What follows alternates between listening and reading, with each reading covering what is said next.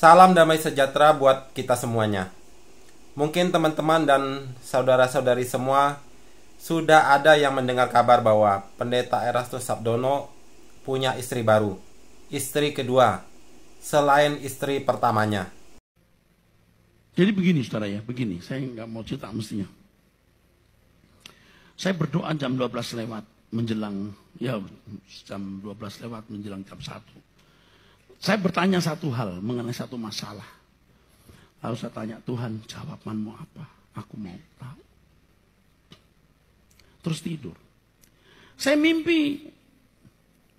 Dan mimpi itu membawa kegentaran. Ada sesuatu yang luar biasa.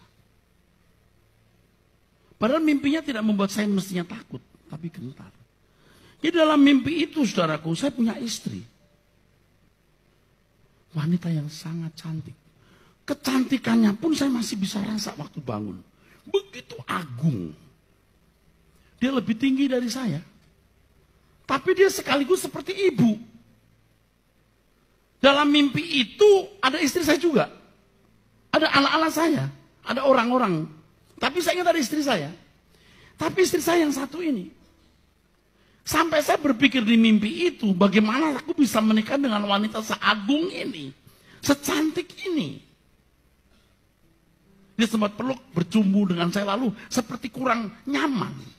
Jadi kayak masih kurang kamu. Saya ingat sekali bagaimana dia memeluk anak, itu anak kita kata dia. Pokoknya ini anak saya dengan dia. Tapi di kepalanya itu bonyok, diperban, seperti ada yang keluar.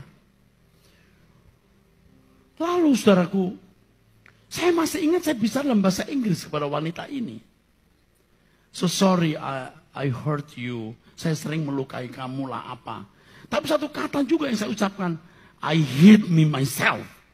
Aku benci diriku karena aku melukai kamu. Dia bilang gini, it's okay, it's okay. It's okay. Jadi kayak ibu menenangkan. Saya bangun, saya gentar sekali saudara. Apa ini artinya Tuhan? Bagaimana aku bisa menikah dengan wanita begitu cantik, menggetarkan, begitu agung, lebih tinggi dari saya, dan lebih dewasa, seperti ibu. Saya berdoa, saya tanya, Tuhan ini apa maksudnya? Saya diam, lalu ada suara di hati saya. Kamu tadi siang baru baca bahwa Roh Kudus itu gendernya feminin. Di Alkitab itu kan ada gender, saudara. Seperti bahasa Perancis kalau meja itu laki, kursi itu wanita misalnya. Ini Roh Kudus gendernya feminin. Wah saudara, langsung tek saya. Itu anak yang kamu hasilkan dalam pelayanan masih rusak ininya. Dipeluk begitu sayang. Waduh saudara. Makanya hari Jumat, kalau ikut PA, saya nangis terus. Sampai orang tanya, ada apa Pak Eras? Apa utang nggak bayar? Utang nggak bisa bayar atau masalah apa? Saya nangis. Melo. Di sana orang tanya, Pak kenapa Melo begitu? Karena saya berbuat mimpi paginya. Aduh saudaraku. Kalau saya menghayati mimpi itu, betapa agungnya pribadi itu. Roh Kudus mendampingi saya dalam pelayanan. Tetapi anak-anak ini masih kanak-kanak. Masih bonyok kepalanya, belum diperbaiki. Ya terserah saudara menganggap ini subjektif atau apa. Tapi saya mengalami. Dan kalau saudara lihat muka saya tahu saya mengarang atau sungguh-sungguh.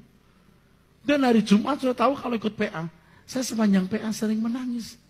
Terus air mata saya berlinang-linang. Sampai orang-orang saya di sana tanya, kenapa hari ini Pak Eras begitu melo? Saya nggak cerita. Baru sekarang cerita. Depan umum. Paling 1-2 yang saya beritahu, yang saya anggap ini memberkati. Saya tidak mau kesaksian yang menurut saya begitu berharga jadi sia-sia untuk orang yang tidak patut mendengar. Pertanyaan saya, mengapa mimpi Bapak ceritanya dipaksakan menjadi suatu kebenaran?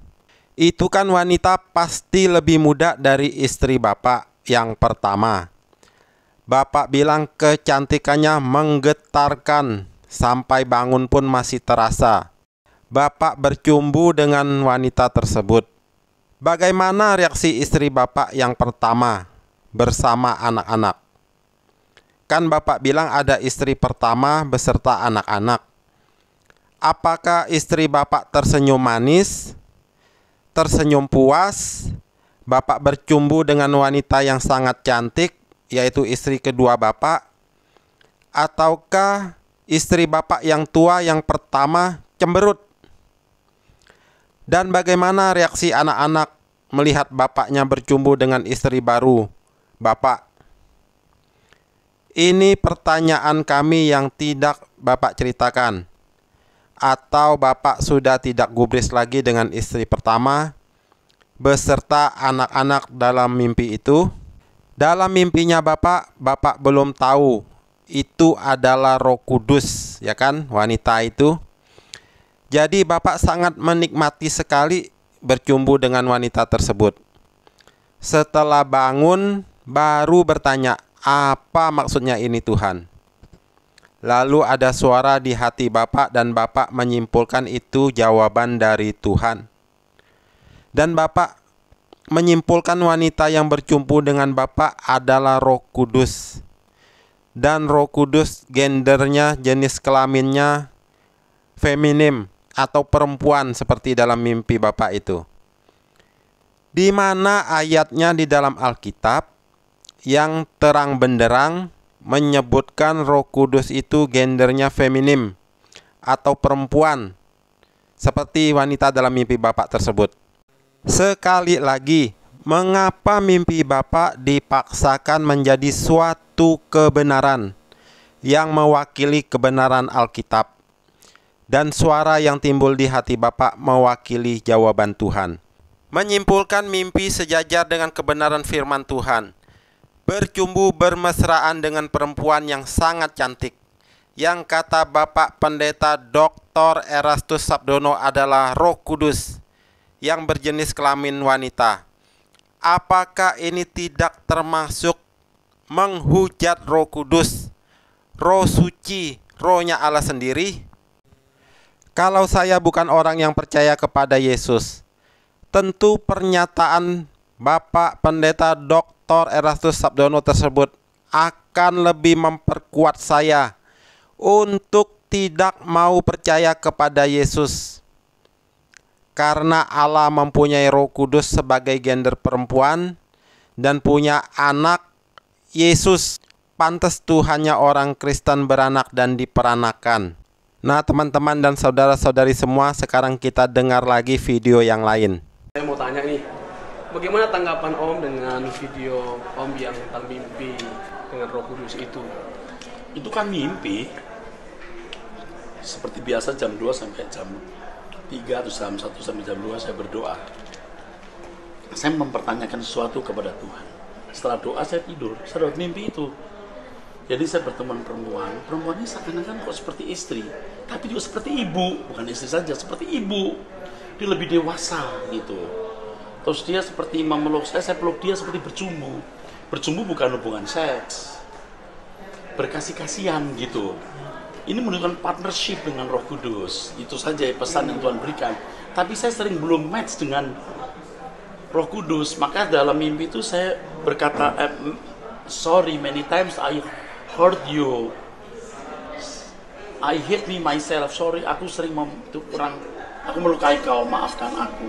Dia berkata it's okay, it's okay. Dia gendong anak tuh luka. Yang saya pahami setelah saya tanyakan kepada Tuhan, kira-kira yang saya dapat itu ini jemaat yang mindsetnya masih rusak, yang itu hasil pelayanan, seakan-akan itu anak kita, seakan-akan. Ya saya nggak mengatakan Roh Kudus istri saya, hanya orang gila yang mengaku Roh Kudus istrinya. Roh Kudus kan roh. Saya punya buku mengenai Roh Kudus itu hampir 200 halaman lebih. Saya tahu dong Roh Kudus itu roh adanya. Kalau lihat mendengar khotbah jangan diambil sepotong, lihat seluruh konteks khotbah. Jadi saya sedih saja kok orang memungut lalu memberikan pengertian yang berbeda dengan maksud saya. Itu. Lalu kenapa Bapak nggak segera klarifikasi waktu itu? Klarifikasi tidak perlu. Kita akan mati. Kita akan menghadap pengadilan Tuhan. Semua kita tuh siapa sebenarnya kan telanjang di hadapan Dia. Jadi kita lebih baik kita diam dan menguji kedewasaan kita. Sedikit lagi nih Pak, bagaimana ya tanggapan Bapak, hampir sama sih, dengan orang-orang yang akhirnya mencap Bapak sebagai orang yang sesat dengan mimpi Sekali itu? lagi Tuhan yang akan jadi hakim. Jangan melawan. Kelas kita akan ditunjukkan dari sikap kita. Teologiamu akan dibuktikan dari kelakuanmu, dari caramu bicara, di medsos, tulisanmu. Itulah teologiamu akan nampak. Sebab perbuatanmu itulah agamamu. Berhati-hatilah, kita sudah diperingati di akhir zaman. Banyak penyesat, pengajar-pengajar palsu, guru-guru palsu, dan nabi-nabi palsu. Jangan ada kebenaran Tuhan yang ditambahkan oleh manusia dari hasil mimpi, sehingga menghasilkan kebenaran palsu yang mau dicocokkan dengan firman yang murni dan suci. Yang ada juga kita adalah sebagai mempelainya Kristus. Kristus sebagai mempelai laki-laki, dan kita jemaat sebagai mempelai perempuan. Bukan terbalik seperti dalam mimpinya pendeta Dr. Erastus Sabdono, yang dia sebagai mempelai laki-laki dan Roh Kudus Tuhan sebagai mempelai wanitanya. Di Matius 25 ayat 1. Pada waktu itu hal kerajaan sorga seumpama 10 gadis yang mengambil pelitanya dan pergi menyongsong mempelai laki-laki, yaitu Kristus Yesus Tuhan yang akan datang kedua kalinya. Amin.